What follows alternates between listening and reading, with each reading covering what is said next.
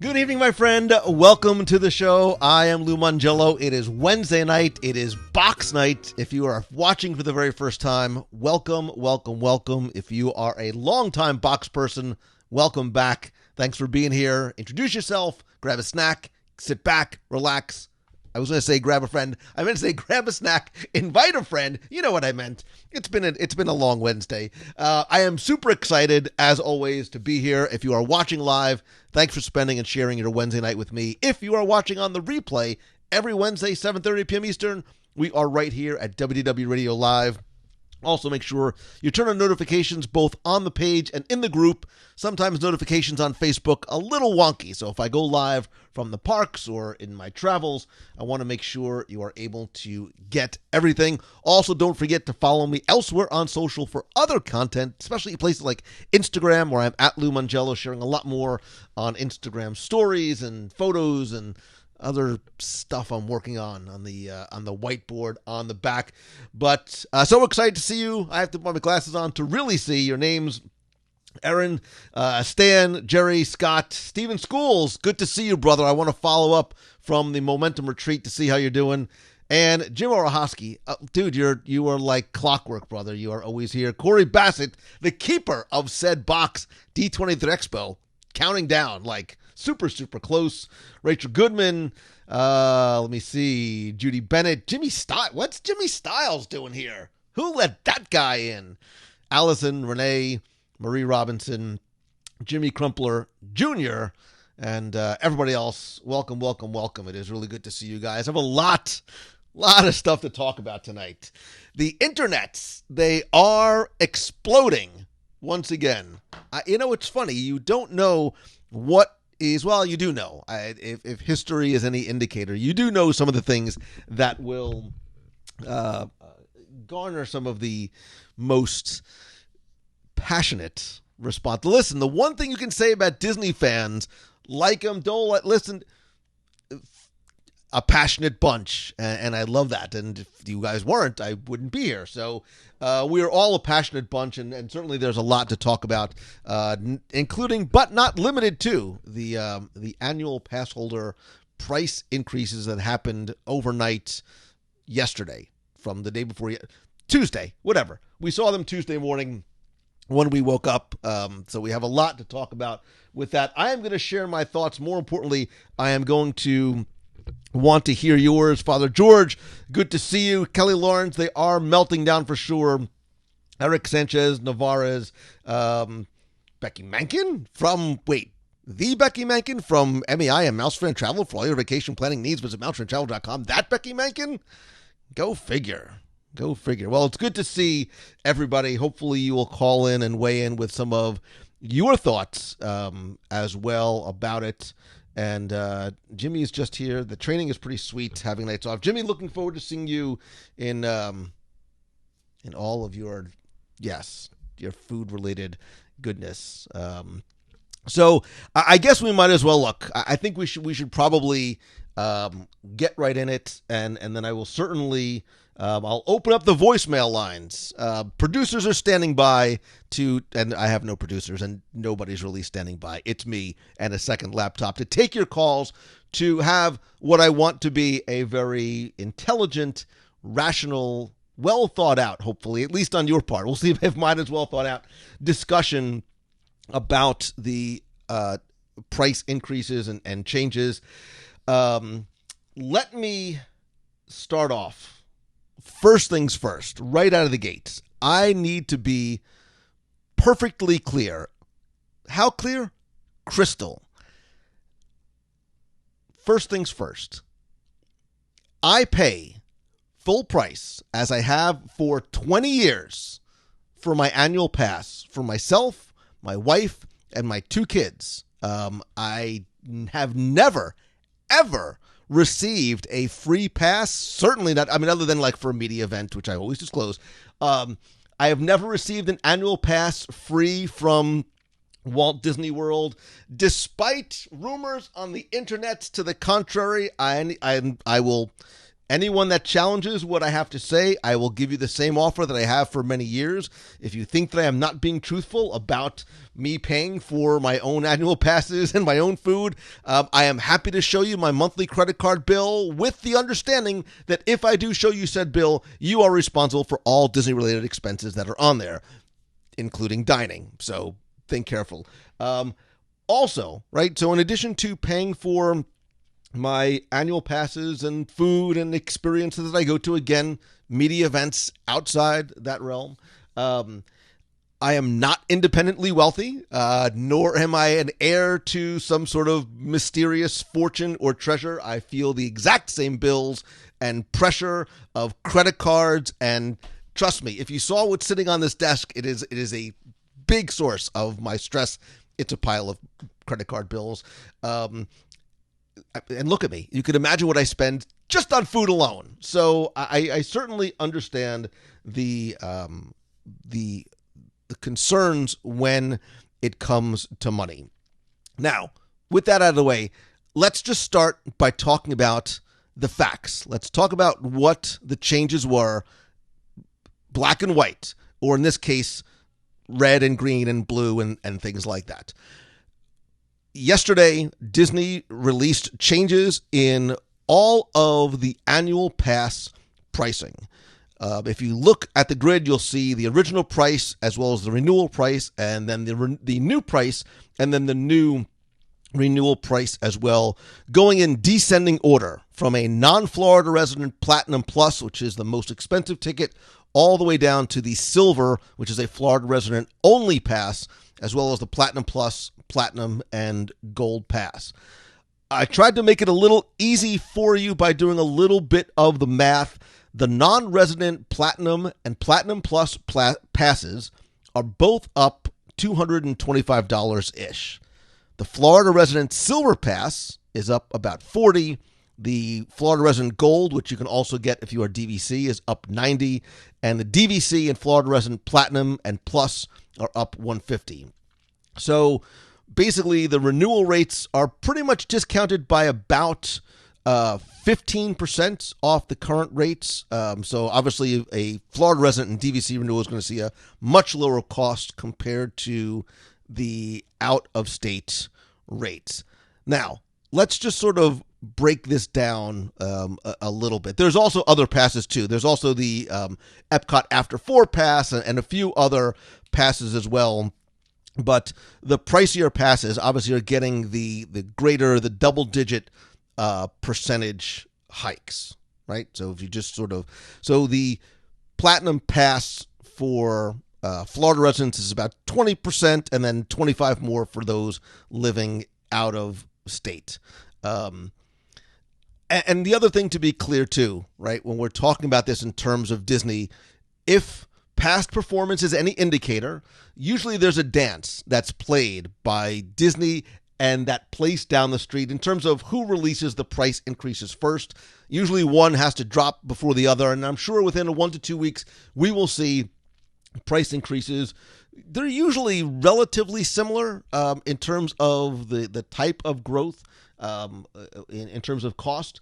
Across the board, it may be different now, and I think we'll get to some of the reasons. Now, in terms of breaking down the discussion of the price increase, and I have spent a little bit of time, probably more than I would have cared to, reading comments, not just in the Box People group, but other groups on Facebook, on the Twitter, on Instagram, on stories. I've been really trying to get as broad of a spectrum of input from others. But I wanted to share my personal thoughts on this first.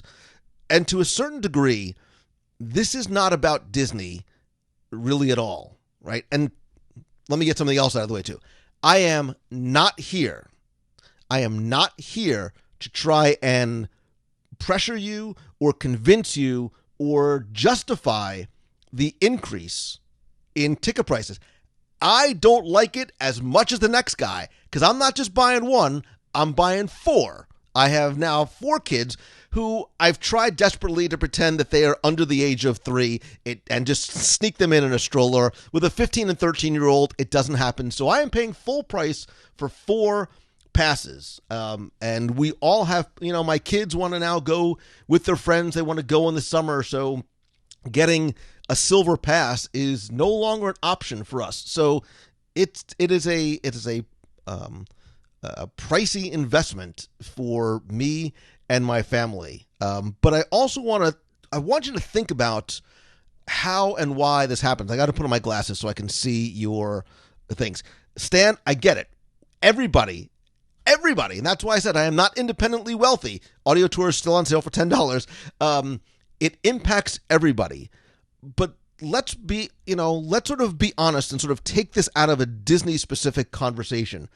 Prices go up for everything every year. Cars, houses, movie tickets, concert tickets, flights, which is a whole other thing. Imagine if Disney changed their flights depending on when you bought your ticket, just on a whim. They could be one price on Tuesday. They could be a completely different price on Thursday. Oh, you want to fly tomorrow? Good luck. You want to come to Magic Kingdom tomorrow? Oh, we're gonna increase the prices 4 times over. If you've ever taken a last-minute flight, you know how much that really hurts. Look, we have been New York Giants season ticket holders. My mom still has a house in New Jersey, so we've been Giants season ticket holders since I was born like 75, 76, somewhere around there. Giant season tickets right now, and this is, I'm using maybe last year or 2 years ago, they might even more, they're about $6,000-$7,000 per seat per year, including a personal seat license. If you do the math, that's more than, let's see, there's a game. You're probably talking about $800 or so a ticket. Home prices go up. Everything goes up. We have to remember, too, that going to Disney World is a luxury. Like anything else, it is not a right. It is not, something, it's not like we have to go to the grocery store to, get ramen and eat. And going back to my earlier statement, to make you understand, so we were talking about people getting super hit hard and they might not be able to do it. I get it, man. Like, I sacrifice a lot, including other things that I really enjoy having or doing or going to, so that I can do this and so that I can have 4 tickets for my family. Like, there's things I don't buy. There's places that I don't go because I know I've got to get my tickets to the park every year. And I think that's when we have a conversation about the ticket price increase and how do you have to do your own math. Right? One size, one answer does not fit all. We all have, it's a very, very subjective thing. So it used to be, you'd be able to say, well, you would figure out the number of park days you go in a year and how much that ticket would cost versus an annual pass. And that number would fluctuate anywhere between maybe 6 or 9 days, sometimes 10 days in the parks. Meaning if you spent in a 365-day span, if you spent 6, 7, 8, 9 days. Again, it's sort of, fuzzy numbers. If you spent, we'll call it 8 days in the parks, that's when you need to start thinking about buying an annual pass. I don't think that math is necessarily across the board applicable, because you need to think about things like the number of days you need. Do you need to park hop? Where are you going to stay? What are you going to buy? Right? You've got to think about what your overall Disney budget is going to be.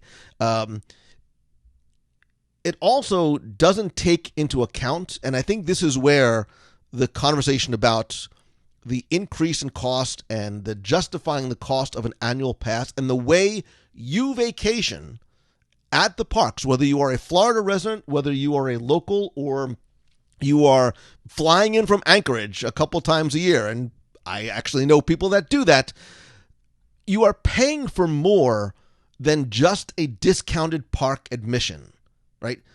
Membership absolutely has its privileges, and there are additional benefits to the annual pass, and I know a lot of you know this already. There's additional benefits to the annual pass other than just the discounted price of admission, right? Whether it's complimentary parking, separate lines just to get into the parks, the photo pass downloads, which if you're a photo person can be hundreds of dollars per visit, let alone per year, merchandise discounts, sports and recreation discounts, tour discount, entertainment discounts, special events, right? So there's VIP pass holder nights, which are awesome.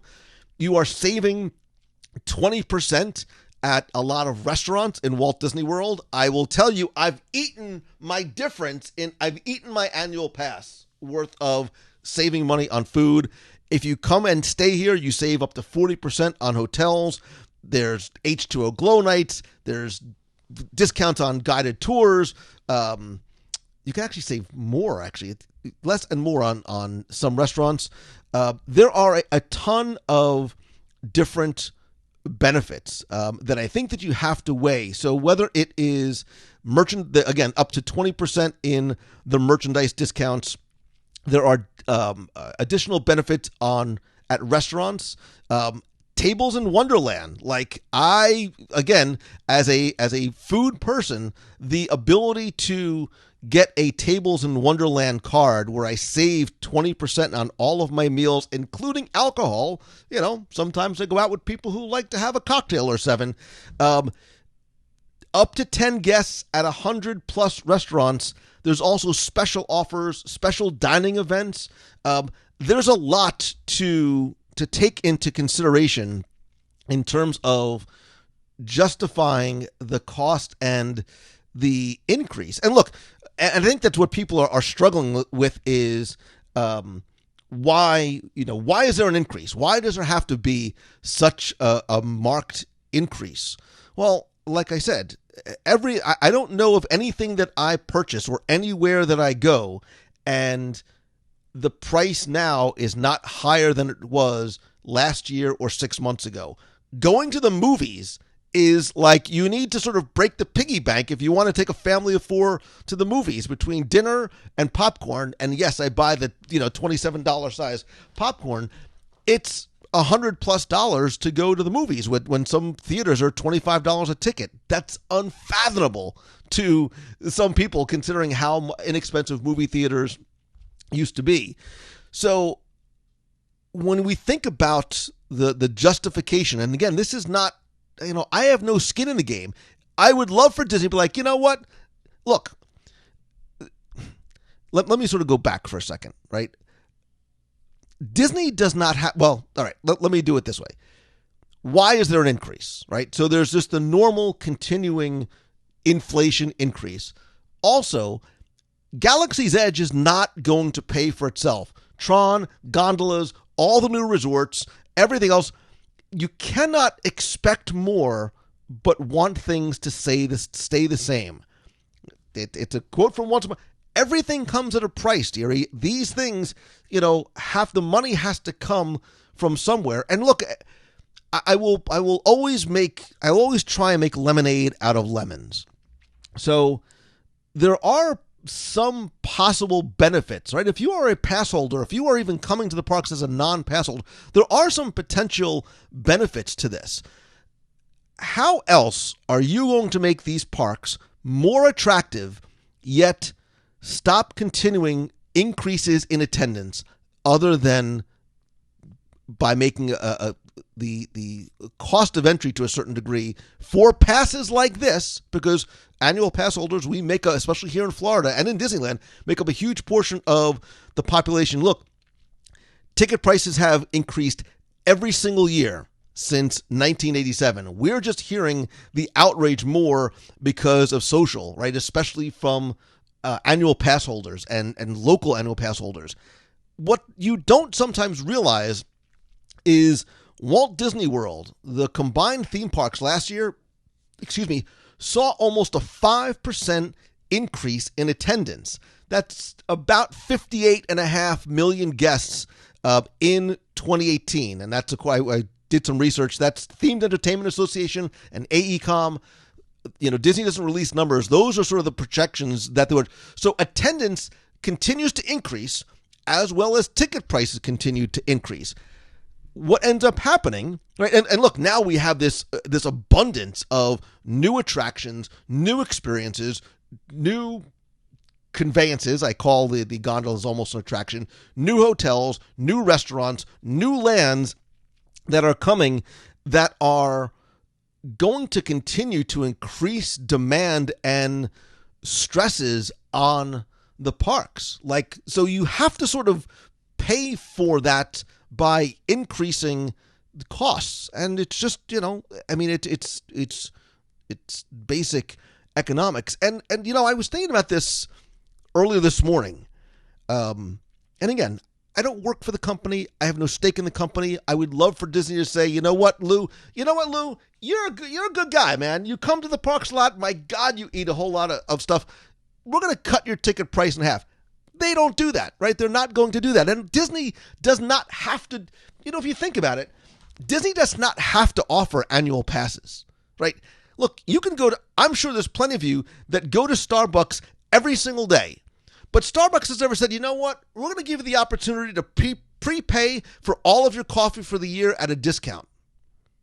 They don't have to do that. There's no sort of, that's what the pass holders are doing. Look, Target and Publix do not adjust the prices for me because I go 100 times a year.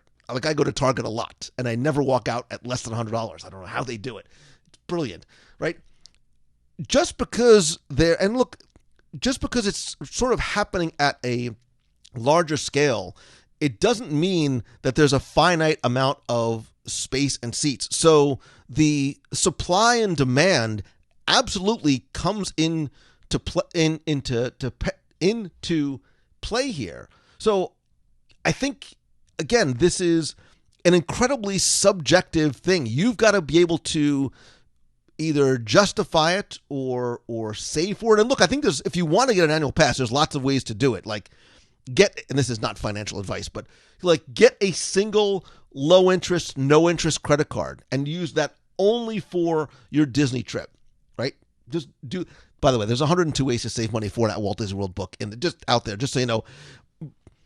If you are a Florida resident, and again, if you can afford it, the fact that they offer it at no interest is a phenomenal benefit. Again, they don't have to do that, but they do to do it. They do choose to do that, and as a Florida resident, that makes it affordable for me. If I wasn't, I probably would take my own advice and get sort of my own. I'd get a Disney Visa that had a zero interest or low interest initial balance, and I would use that to pay for my annual pass. Or again, I would continue to do some of the things that I do in terms of sacrifice. That's me.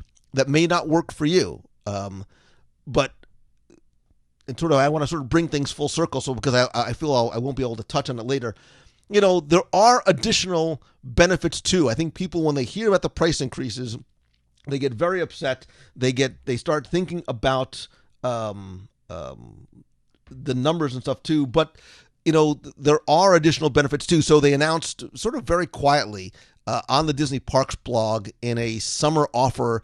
Actually, I think it came in an email from Disney Parks blog that Platinum Plus, and Premier Annual Pass holders are going to get the ability to experience Star Wars Galaxy's Edge before it opens to the public on August 29th, what they call a complimentary special preview opportunity before the land's opening on a first-come, first-served basis.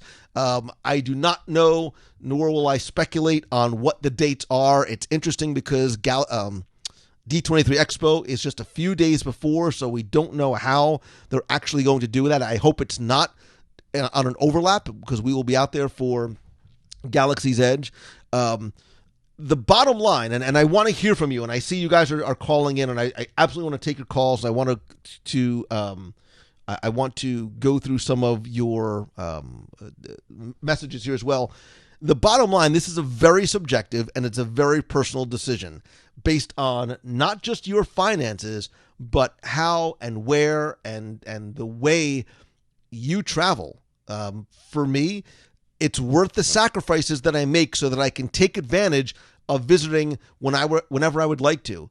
The discounts absolutely make up the discounts for me. Make up they help to justify the cost. I use tables a lot. I use the other discounts on merchandise and stuff like that a lot. But also, and I don't really see this from you guys, and my chat seems to have frozen, so I'm going to have to pull it up here. But the one thing that is disappointing, and it's the nature of the beast, even though we're talking about something that we all love, is you can't get mad at people that do want, or yes, even necessarily need an annual pass, right? Maybe they don't have as fancy a car. I don't have, I don't have a Ferrari, I don't have a Lambo.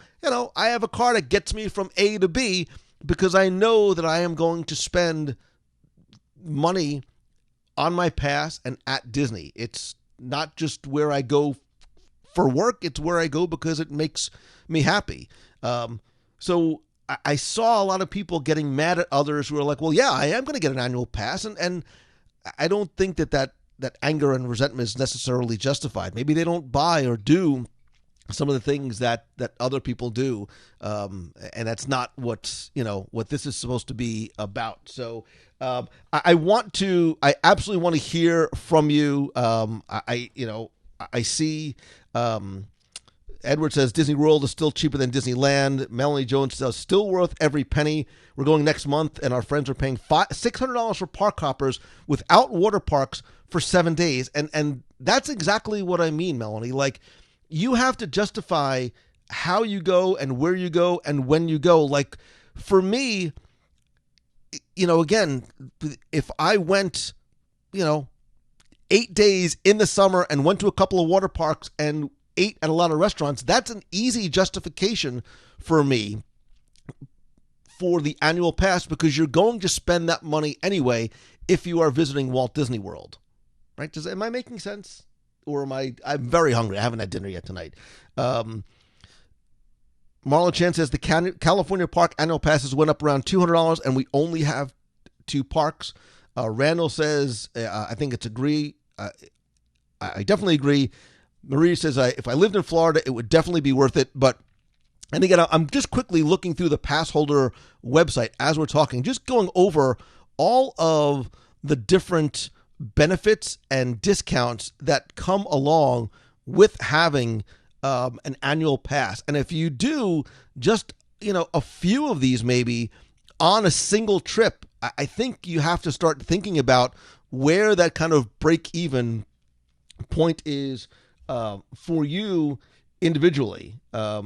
Corey says it just further commits you to the cause. Either you're all in and going to go take value, or it might just not be for you. Corey, you're right. It is absolutely not. I am not saying that it is for everybody. And I understand, especially whether an individual or you have kids, it's tough. And look, my kids eat a lot more now than they did when they were younger. Like, my daughter likes oysters now. You're a very expensive date, Marion. So, my cost of going to the parks and going out to lunch, I was out with my kids today. I'm like, man, it used to be a lot cheaper to go out to lunch when it was just me and you guys with, a Tupperware full of strained peas or whatever it is. Patrick says, considering what you get, the increase is worth it. Patrick, I agree. Right? For me, I get the value. I still will tell you, and this is not Lou WDW Radio, this is just Lou Mongello. I still feel for the money that I spend, I still feel as though I get great value from it. I've never, ever walked into the parks and said, man, like, this is really not worth it for me. Like, I still walk in and have a great time and get excited. And considering, again, what I would spend if I took my family to look, if I go to Magic Kingdom for 4 hours one day and walk around, obviously eat something and hit a couple of attractions, prorated that day, those 4 hours are going to cost me a lot more than the 4 of us going out to dinner or the 4 of us going to a movie. So I'm able to justify and rationalize it in my mind. but again, I want to, I want to be clear that I am not trying to convince anybody, or, I can justify the increase from a business point of view, from a financial point of view, from a completely objective dollars and cents. This is the state of the world 2019. This is where money is coming from and has to go to. And I get it. I'm not saying that I like it. Nobody wants the prices to increase. But this has to be your choice and something that you can justify. Amy says lower quality parks are similar in their one-day ticket, much less quality experience and attention to the guest experience. Chad Williams says the more you eat, the more you save. I agree with you, Chad, and that's exactly why I eat what I do. Devin, I absolutely get the fact that it makes it more difficult for an out-of-state pass holder because of the price increases. Look, I wish Disney offered everybody what they offer to the Florida annual pass holders, which is the no interest payment plan. Like, that would make it easier. But that's why I said, like, find maybe a credit card company that can do it, and you can sort of get that same type of benefit. And look, I would not be I will be very I absolutely expect other parks in the area, as they are. Look, it's what happens. One goes first, and then the other follows suit with an increase. The other park down the street is building. There's a lot of stuff that's coming there. That money is going to have to come from somewhere too. Again, we want more, we expect more, but sometimes get frustrated when our ticket prices have to increase, right? Again, as a giant, I'm sort of, this is not really necessarily about Disney per se. Like, football is still played the same way in 2019 as it was in 1977. Why is a Giants ticket not $30 a game, but $500 a game? What's different, right? Well, there's a new stadium. The players demand more money. I mean, there's a lot of things that have to go into it. So I might not love it, but I'm sure if I went to the Giant game, I would have a great time. It's one of the things I miss about going with my dad and being in New Jersey. But that's got to be the decision that you make. Is that increase worth it for you? And if not, well, how does that adjust your travels to Walt Disney World? Are you going to go less and just buy, a couple of one-day non-park hopper tickets? How close are you to what, are you going to go back? What happens if you go back a second time throughout the year? What if you decide to go and take a trip and you want to go for a couple of days? Well, how much closer now are you to that annual pass holder level? And again, they're not for everybody. They, it's that's why they offer one day, one. I had a phone conversation today with somebody whose friend is going with their family. They're on a budget. They're only going to be able to go to one park one day and stay off property. And they were asking, what was the best way for them to maximize their experience and save their money. So I get that not everybody can and certainly will be an annual pass holder. It's not for everybody. But look, if it was up to me, we would all move to Florida in this one big WDW Radio commune, like right behind Magic Kingdom. And, and our tickets would all be more affordable. But I would love to hear from you. If anybody wants to call in, I will open up the voicemail line at 407-900. Really? No, Lou, that's the voicemail for the show.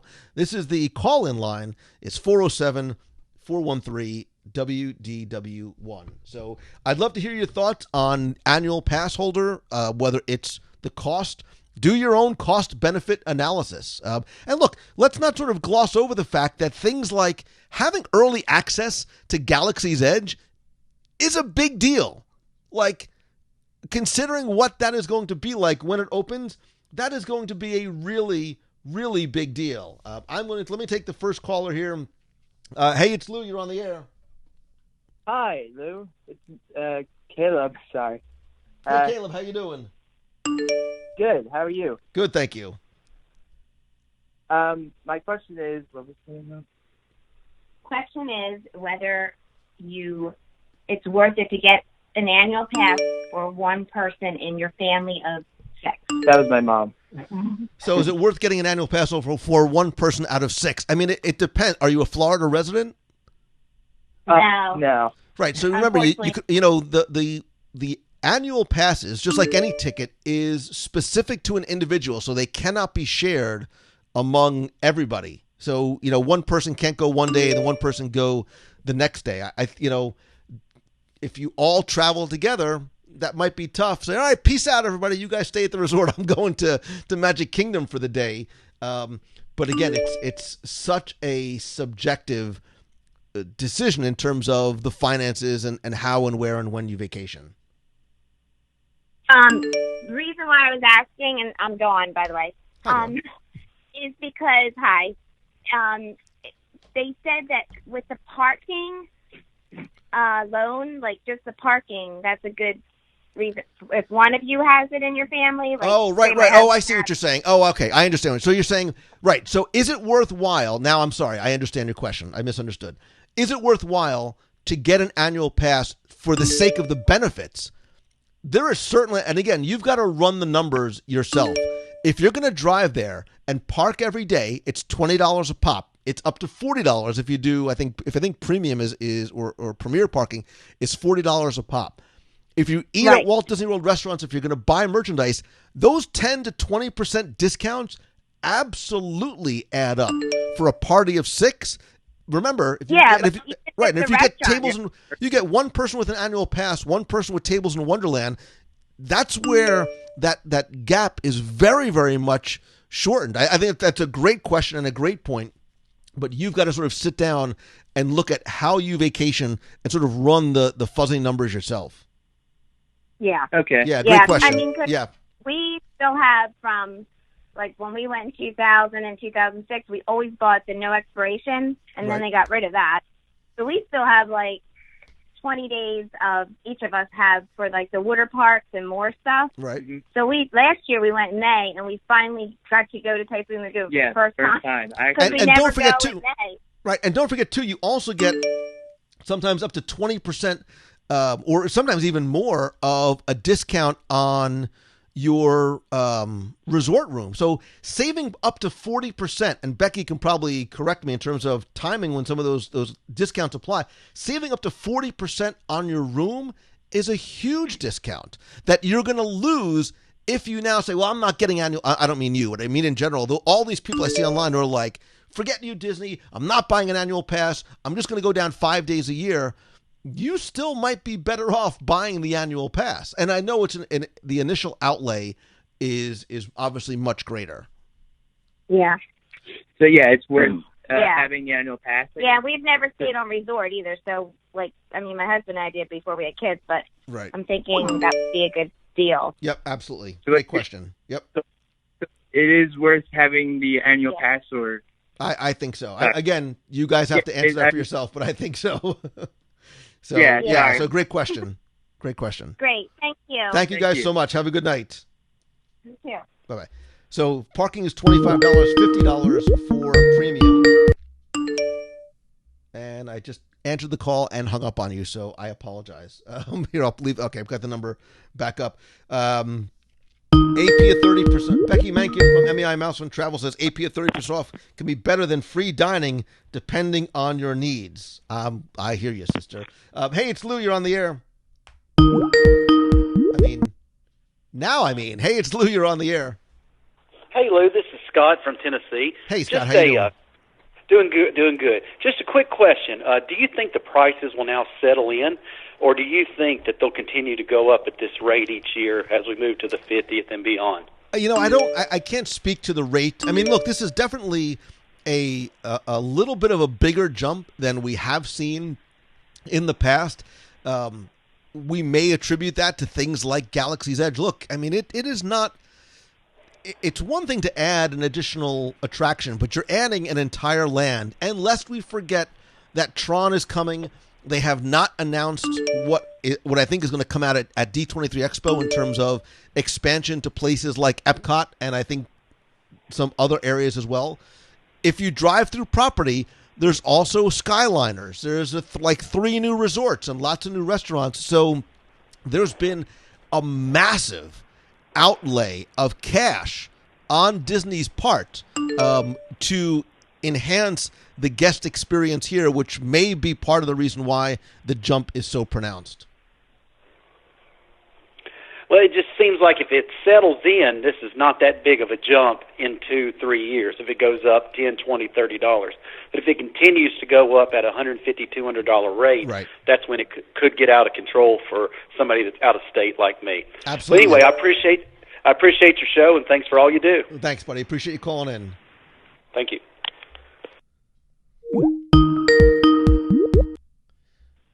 Hey, it's Lou. You're on the air. Hey, Lou, it's Chris Banis. Chris Banis. I love Chris Banis. How are you? Good. How you doing? Okay. Hey, I just wanted to throw my 2 cents in because I just bought my first annual pass ever, but I bought it last week before the price increase. Look at you jumping in before. I know. Before. You know what? I said to Paul, I said, you know what? There was some divine intervention. I think my mom was poking me from up in heaven saying, if you're thinking about it, you better get that thing right now. A wise man once said, now is the time. Now is the best time. Yes. So, will I do it again next year? I don't know. That's going to have to be something that I'm going to think about. Right. But the benefits that I'm thinking I'm going to reap from this, I bought a ticket for the Christmas party, and I got a discount on that, and there's just other things plus all the giveaways that they have. I'm going to come in November for the first time ever because I'm retiring this Friday. Congratulations. Good for you. Thank you. Even though you're way too young to retire, but that's okay. 40, yeah, right. No, it's like I've always worked in a service industry, like retail or, something else, and I've never been able to take time off at holiday time. So this is going to be a first for me since 1976. I've never been there at holiday time, so I'm really looking forward to it. But yeah, so I'm coming in November, and then I'm coming again in May. So I'm thinking, okay, the amount of day tickets that I would be buying for those 2 packages, I'm already paying. It's already paid for itself. Right, and that's why I said the numbers have to work for the individual. There might be somebody who says, "Look, I would love to get it, but I'm sort of going paycheck to paycheck, and I can't have that big outlay right now," which is why I suggested things like looking at some of the no-interest credit cards or low-interest credit cards that have, a reward system too, where you can get your annual pass and then sort of pay them off monthly or continue to sort of like kite those credit cards to continue to get the zero interest, if need be. But you know what? I put mine on my Disney Visa, so I'm going to earn points from that. And then I'll transfer those onto my rewards card, and then I can use those for expenses while I'm there. So it's a win-win for me. Absolutely. I get it. And good for you, and congratulations on your retirement. I hope to see you when you come down in the fall. I hope so. Okay, you take care. Thanks, you too. Okay, bye-bye. Bye-bye.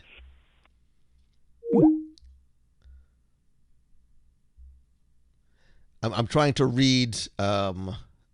Let's see. Becky says that's why we work with each client to see if annual pass holders versus not doing the math based on your needs and approach. And I look, it's fun to sort of do your spreadsheet in terms of where you're going to go. I think you need to do that spreadsheet in terms of how you go and if the annual pass is justifiable for you as well.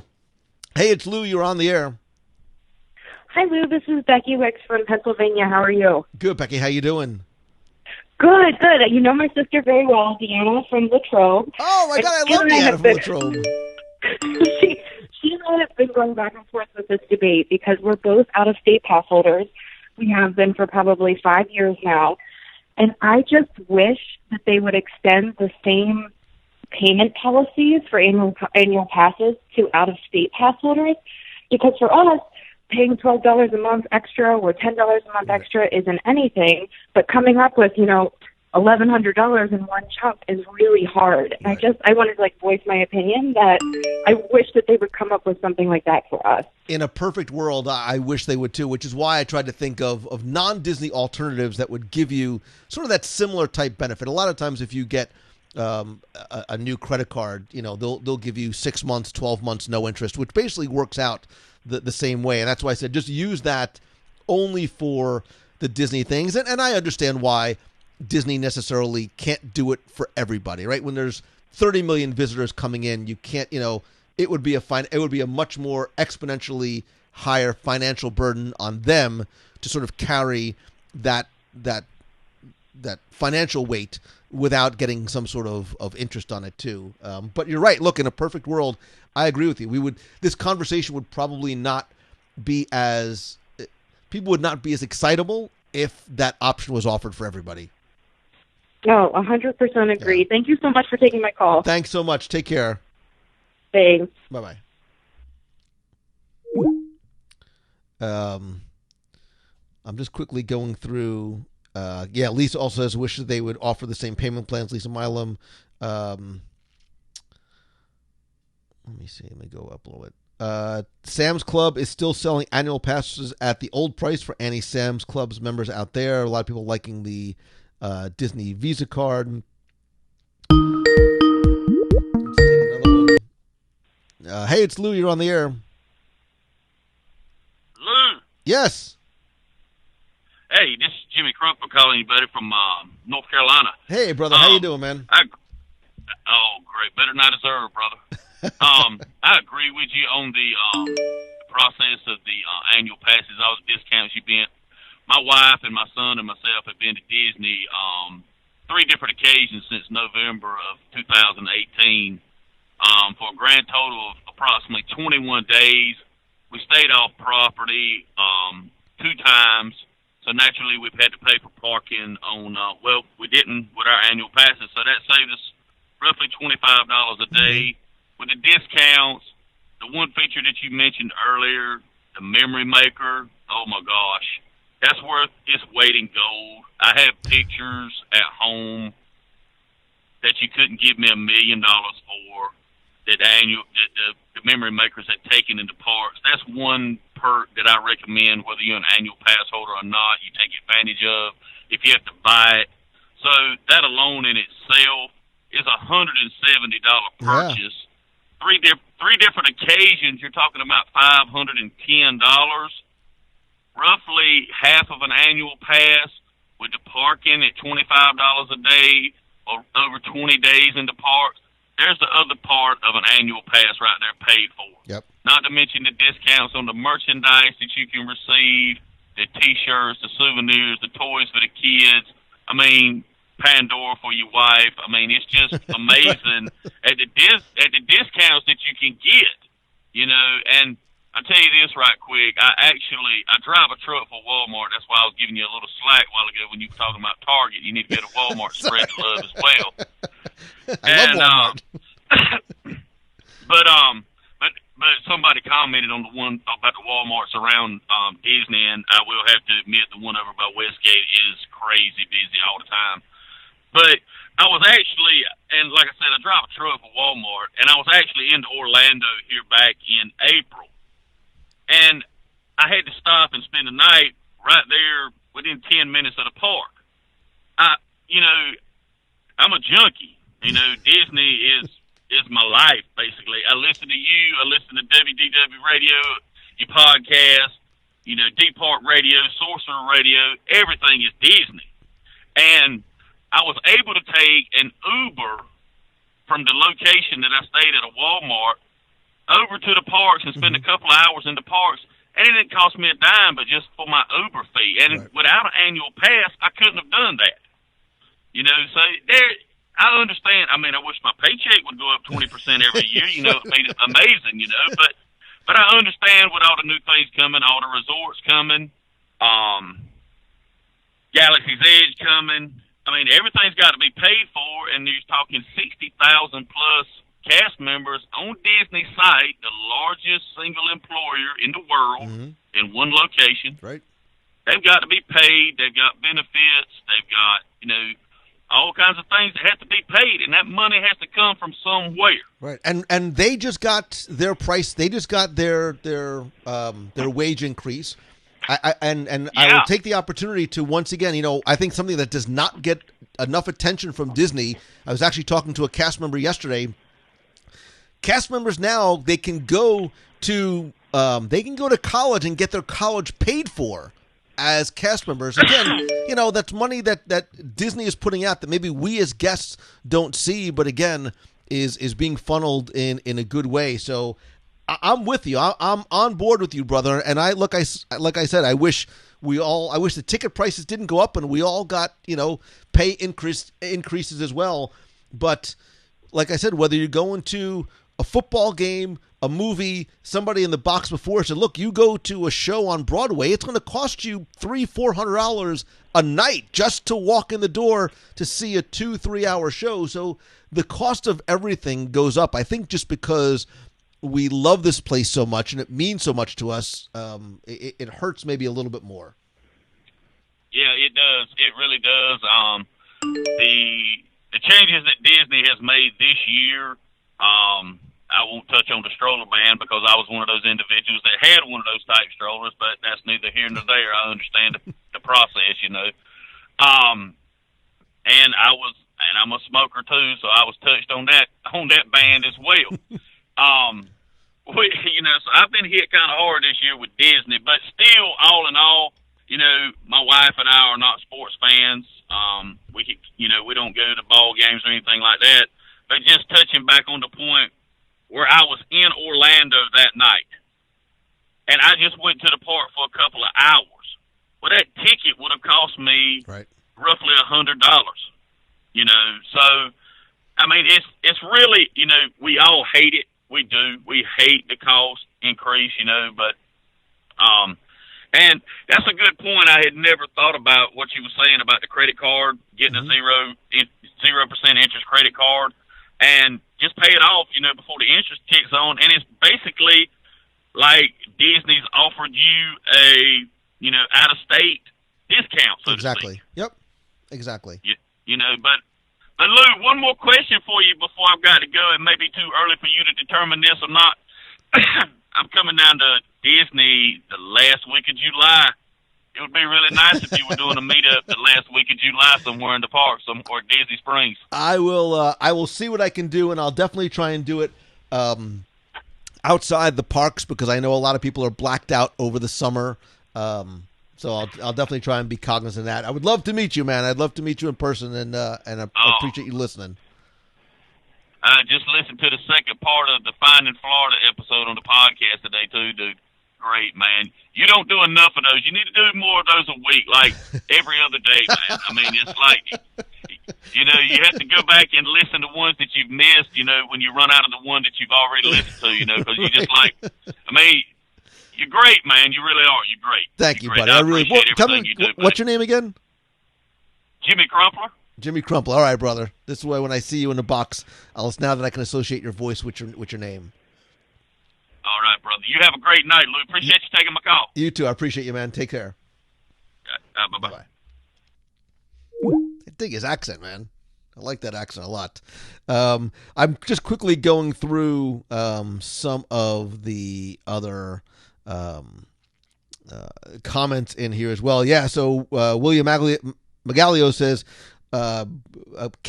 Galaxy's Edge is going to employ several hundred cast members, and they are definitely hiring new. I mean, I know that there was just I have some friends who who just got hired who hadn't been hired earlier, so they do have to populate the parks with cast. Hey, it's Lou. You're on the air, or not? Maybe not. What AP gets me dinner at the Boathouse with Lou?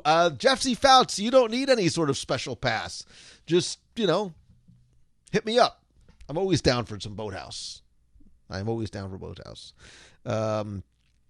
Samantha, please tell Jim Meeker I just... Jim Meeker says, hi. Jimmy, can you comment so we can all friend you? Says Leslie Stacy. Everybody likes Jimmy's accent. Let's let's try this again. Looks like the same caller. Hey, it's Lou. You're on the air. Hey, Lou. It's Will McGalley. You just read my. Hey, man. How you doing? There. I'm good. I appreciate you chiming in. Yeah, no, I really think that there's just a lot. I mean, it's, even just thinking about Galaxy's Edge by itself, let alone all these new attractions coming in and all these new attractions coming into Epcot that they're working on, and the gondola system. There's just so much.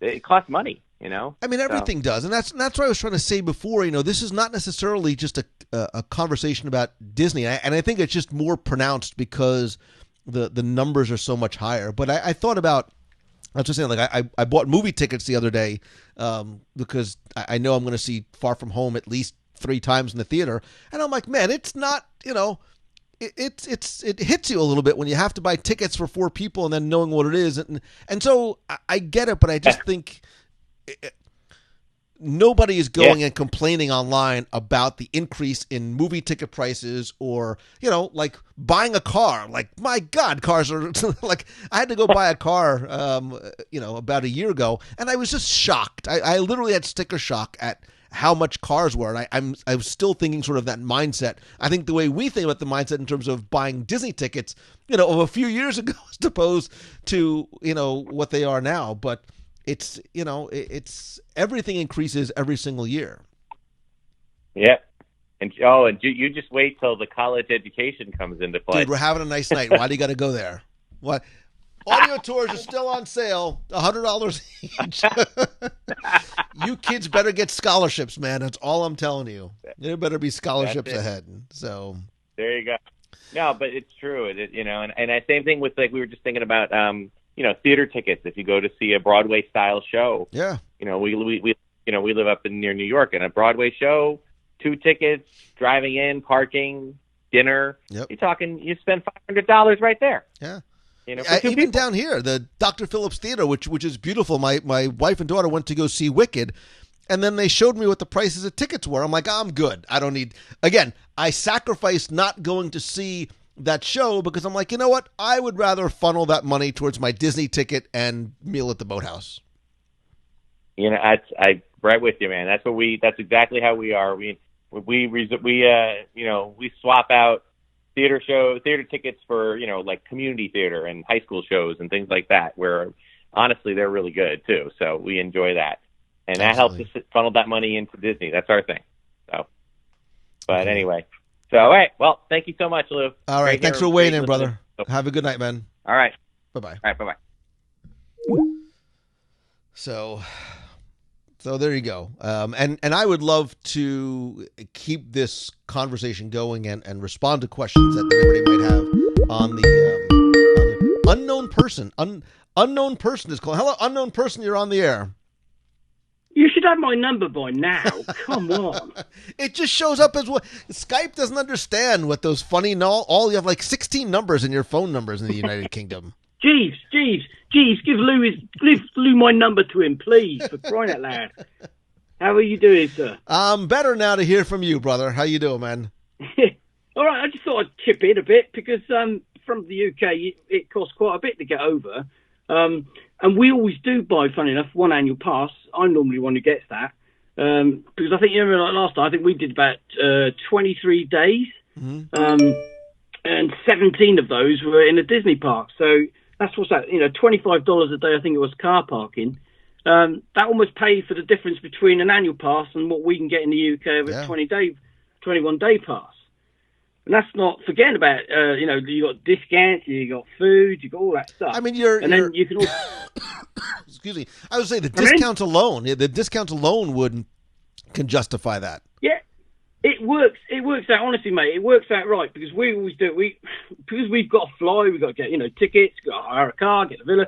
We have to make sure every little pound he saves up for it all. And buying an annual pass, honestly, works such a treat. It's nonsensical. It's just logical to buy it because it does work out. And you get we also get the tables in one lane. Right. I've seen you eat, so that's a good idea that you get tables.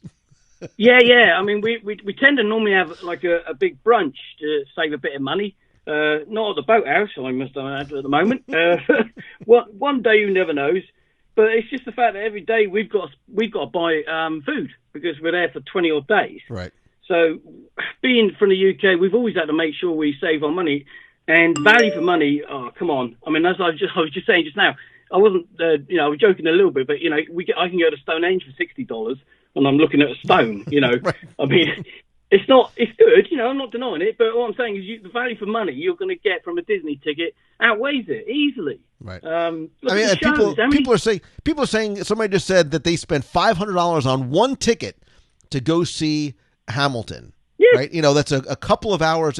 And that's why I keep saying about it being a subjective thing. Like for me, I would rather forego that ticket so I know that I can, I'll use that money towards my my annual passes. Yeah.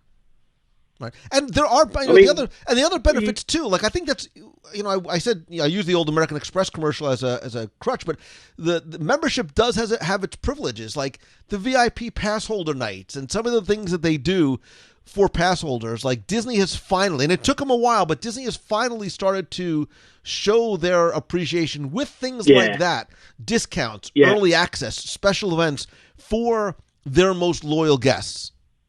Yeah. I mean, I honestly, it always hurts. Of course it does to have to pay more. But it's like everything. You've got to pay for everything. But like I said just now, you're getting the quality for you. It'd be the quality for the dollar, which you're getting out of Disney. You can't get anywhere else, honestly. Yep. It's not, hence why we've been going for 30 years, whatever it is. Because if you go to a British park compared to a Disney park, you'll know the difference. You'll see why. Right. You know what I mean? It's not just necessarily the weather. No, I'm with you, brother. And like I said, that's how I'm able to justify it. And I'm willing to make the personal sacrifices so I can continue to buy 4 annual passes for my family. Everybody has to sort of make their own judgments based on how, when, where and they travel. Yeah. I mean, like I said, we've been going for donkey's years now, and it's still, for us, value for money per day. It is a lot more expensive, but we know when we get there, we're going to have, a cracking good time. Yeah. For the dosh that we spend, we're going to get really good value. And Martin, I'm with you. Look, my kid's annual passes expired not too long ago, and my wife called me from the front of Magic Kingdom saying, "Hey, the kids' passes aren't working." And I'm like, is it that time of year again? I'm like, do you guys really need to go today? Like, you sure you want to go to the park today? But I know how much it means to them, and I know, the benefits and how much we enjoy it. And it still hurts, when that call comes, I'm like, okay, go renew their passes. It absolutely hurts. But when you go with your kids, you have those experiences, it's all worthwhile for me. But yeah, I mean, like I said, we've been doing this since 1989, and there's no other place for me now. So all my money's gone to Disney. But I don't regret it. Well, people think I'm mad, here, but I don't, because like you just said, the memories I've had. Yeah. Because the kids have grown up for it. Even though I must admit, though, our eldest son there goes, "Not Disney again." I said, "What? What are you on about? Who are you?" Man, you get it or you don't. You get it. Yeah, he only jokes, but he's been so many times, and for his thing, he's like, other kids and his kind of friends type thing going, "Really, you're going again?" And it's because there's no other better place. Honestly, There isn't. We've done all the bits. We've done the little places. I've been to Ibiza and all that stuff. I've been burnt and all that. I don't want to get burnt anymore. I want to have a park with a bit of fun. Right. So I sacrificed also. I sacrificed my football team for this, which is actually less pain, to be honest. But right. Sometimes it's a good thing not seeing every game or every match. Right? Yeah. Disney charge you a bit more. So you can sacrifice things like that, and it's worth it. They're doing you a favour. Yeah. But at the end of the day, it's going to happen. Oh, I tell you what I'm going to have to do. I think thinking about it for the 2021. I think I better start buying me tickets now, because right. I think they're going to go up, don't you? Yeah, I mean, look, they have, like I said, every year since 1987 or 97 or whatever the year's been, they've continued to go up. But by the same token, I also think, and I really did my research ahead of time in terms of the added benefits and discount. Look, if you go to Aulani, your annual pass I think saves you up to 35% on your tickets there on your resort room there. So Yeah. it extends beyond just the confines of the park itself too, if that's something that you're, is on the radar. But there is a lot. There is a lot. And I think depending, if somebody said, can we just do it for one person if we go once a year? Yeah, you absolutely can. That's what Martin does. And it makes financial sense thinking about where you're going to stay, how you're going to go, how you're going to visit the parks. Again, I've also got right. I was going to say I've also got a kind of like a how would you put it? A little kind of side issue in there as well. I can always persuade the missus that I've got an annual pass, might as well use it. Can I go again? Right? You have to go. You've already paid for it, so you got to go. Exactly. I've got to get my money's worth. It's actually cheaper. The more you go, the cheaper it is. Yeah, exactly. That's what I told her. So I went on solos 2017, wasn't it? When we went to Kona Cafe and all that stuff, because that was my annual pass from the year before. And it's like, brain, it speaks for itself. Might as well do it. Just what about the tickets? Oh, don't worry about the tickets. What about food? No, don't worry. Lose buying. Be all right. Your secret is safe with me, brother. Don't worry. Well, I hope to be out solo next year to Disney on my own. I'm hoping to get to see, like, say, Galaxy Quest, and I can. It's a research trip for the family, as we say. Exactly, brother. And I look forward to seeing you in just a few months. Ooh. Yeah. One little bit I forgot to say to you, which I was getting in a lot of trouble about, but we're off to Disneyland Paris for our 30th wedding anniversary. Oh, good for you. God bless, man. Congratulations. Well, I was waiting for you to get out there, but you haven't turned up. So I know. I'm trying. I'm desperately trying. We'll be out there in August, which we think about is August the 5th was our when we got married, and we were out in Disneyland, for the first time in August the 8th, I think it was something like that, and then Disney World a week later. So it's been 30 years of doing this. So I can tell you from here, from a UK guy, it's worth the money. No matter what, I'll still save and I'll still be there. Plus, I get to meet you and everyone else, all our friends, in one place, which is magical. You can't beat it. Sorry. I love it, brother. End of story. Drops the mic. Go get some sleep, my friend. Yeah, I will try to now. It's only 1:45, so yeah. So thank you for taking my call, sir. Anytime, brother. And I look forward to seeing you when I do, Lou. Sounds good, my friend. I'll talk to you soon. Cheers, mate. Cheers. Bye-bye. Angela Badura, will Galaxy's Edge preview be luck of the draw? Email invites. No, they said it's going to be first come, first serve. So keep an eye on your email for if you're an annual pass holder in terms of the Galaxy's Edge previews for Walt Disney World APs. Email invites. No, they said. Hey, it's Lou. You're on the air. Please turn down. Hey, Lou, it's Kelly down in Kelly. Miami, cousin in Miami. Oh, hey, how you doing? Great. I have a question kind of relating to this. It's about Tables in Wonderland. Yes. You said that you've got Tables in Wonderland, and I never thought, as an annual pass holder and a Florida resident, that was worth it. So convince me. Should I get Tables in Wonderland? Bruce and I love to eat. Okay, so as soon as you said I love to eat, then yes, right? So you save 20% for up to 10 people on food and alcohol. Like, depending on where you go and how often you come here and where you eat, you can literally justify the cost of the tables, which I think now is $125. It might be $150. But you go to a couple of nice meals with a bottle of wine or a couple of drinks, and the money you've saved, you've made up for your tables. Plus, you can also valet park for free. Yeah. So there's also Tables in Wonderland special events that are only for Tables in Wonderland members. Some of them are very, very cool, like backstage kind of things and chef hosted events. So there's a ton of reasons. And if you're a food lover, without a doubt, like my tables burns a hole in my pocket. Really? Yeah. But I mean, the thing is I know that the annual pass gives us some discount on some of the places. It does, but tables will. Tables is over. I think it's over 100 now. Restaurants for up to 10. And again, you also get the valet parking as well too, because I think sometimes your annual pass will only give you 10 to 15%, and sometimes there's no AP discounts at all. True. So it's nice. Okay, well, I know that was regarding this, and also Bruce said you better renew the platinum annual pass. Believe it or not, our pass comes up to renewal August 18th. And I know darn well that the Galaxy's Edge preview is going to be right after that. Right. So, right.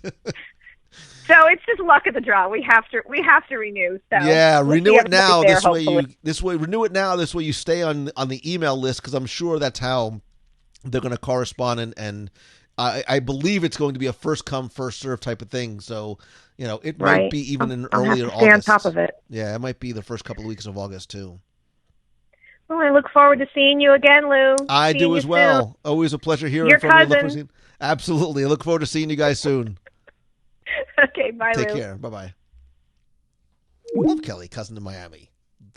I remember getting together with you at the Contemporary, and you showed me all of your old memorabilia. And If You Had Wings, you gave me a postcard. I think it was a postcard or something from If You Had Wings from Walt Disney World in the 70s.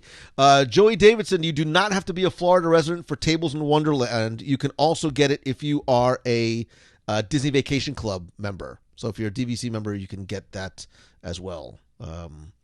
So take one more before we call night. Hey, it's Lou. You're on the air.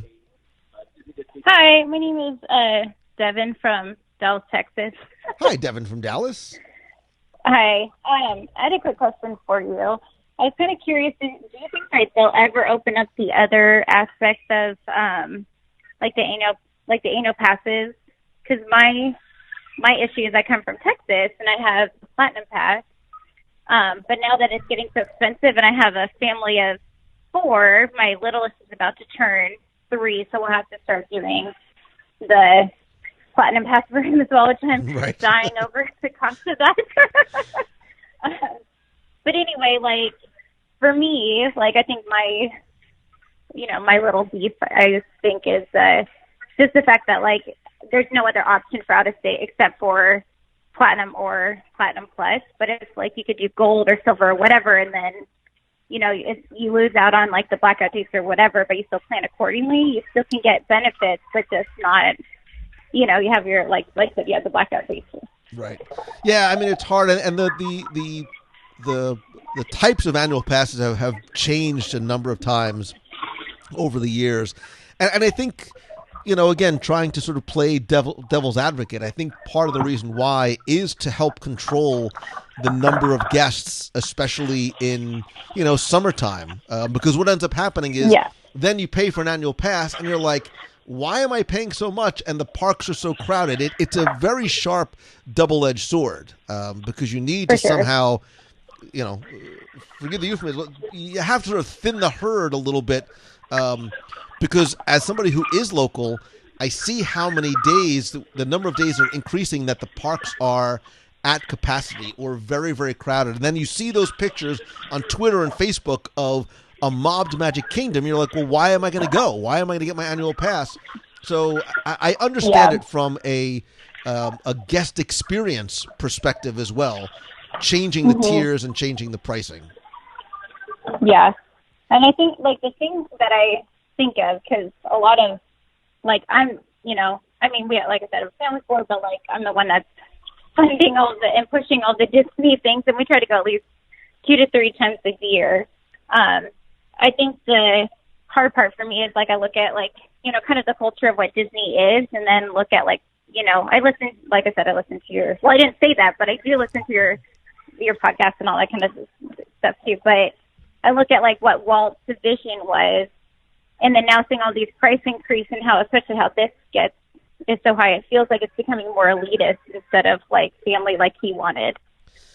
Yeah, and I can't speculate in terms of what Walt would want, other than saying, look, Walt was a businessman too. Walt, for sure. Walt, well, that's, we joke around about how, Disney is not a charity, and Disney's not in the business of making money. They're in the business of making a lot of money, and they have shareholders and they have, fiscal obligations as well.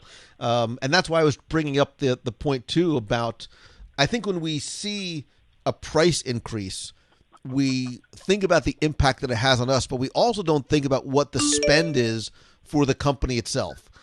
The resorts, the gondolas, Galaxy's Edge, On Two Coasts, lots of other things that are in the pipeline, the increase in cast member salaries and benefits and increase in the number of cast members. That 60,000 single site employer number is a bit dated. I think that number is closer to 70,000 now, not including seasonal cast members too. So the money is going somewhere. I mean, it's being utilized for ultimately the guest benefit. So I do get it. I mean, I don't like it. Like I said, I don't like it because I have to pay for mine too, but I get it. Yeah, for sure. Well, thank you for your time. And if you ever need a photographer, I'm usually trying to get to Disney as much as possible. Well, that's awesome. Send me a link or share in the box some links to some of your photos, or post some photos, some of your favorite Disney photos that you've ever taken in the parks. No, sounds good. I will. Awesome. Thank you so much for calling. All right, take care. Thanks. Thanks. Bye-bye. Go Giants. She's in Dallas. I have to say it.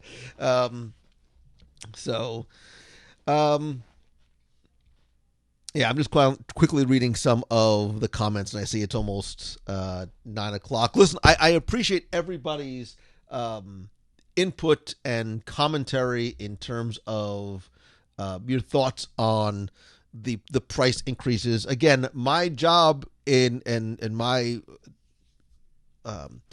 deciding to talk about this tonight is in no way, shape, or form meant to try and convince anybody. I explained to you what, from a personal perspective, how and why I get it, how I am able to do what I need to do in order to afford it, maybe some things you can do.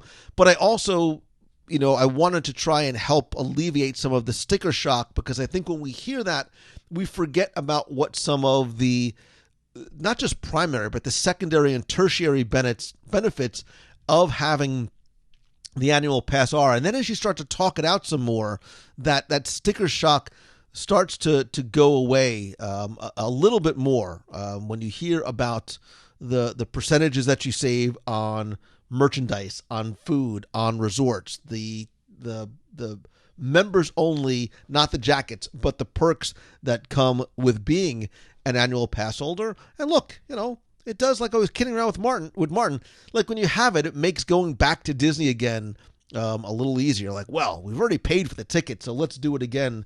Because I think the reason why we love it so much is because of how the place makes us feel. And sometimes you're having a crummy day or a crummy week at work, or life is just life.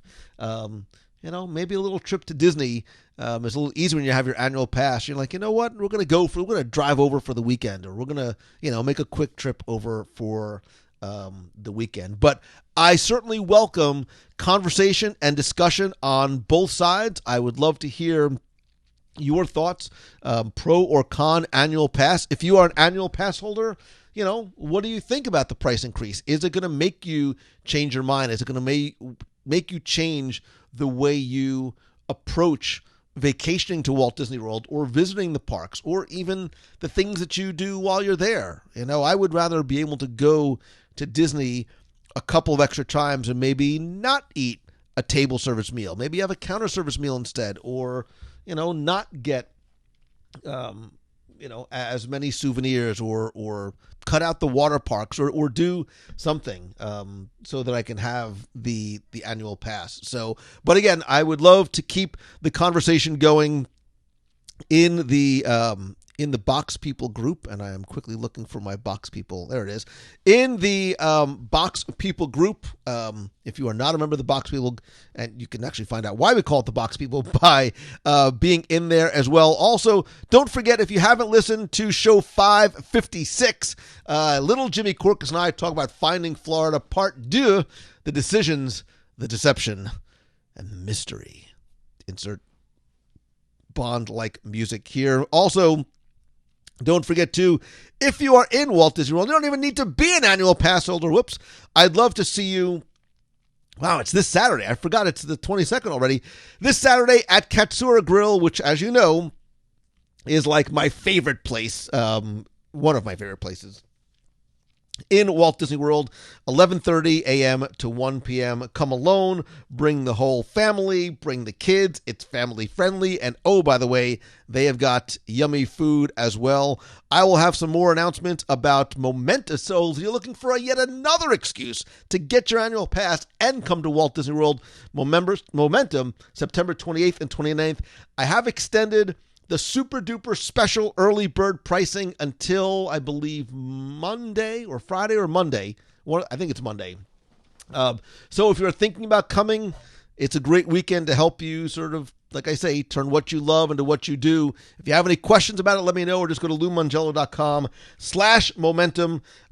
Again, keep the comments and the conversation going in the Box People group about annual passes. And as always, if you have any questions, maybe about if annual pass is right for you, my friends over at Mouse Fan Travel can definitely help you there. I hope that this is your best week ever. Thank you so much for spending and sharing your Wednesday night with me, with us. You are my friends. More importantly, you are my family, and I love and appreciate you so, so very much. Anything else? I don't know. There's nobody there. I'm talking to myself. I feel like I'm forgetting something, so I'm stalling for time, but I'm probably not. So thank you again, members of the box, members of the WDW Radio Nation. Have a great week. Have a great night. See ya.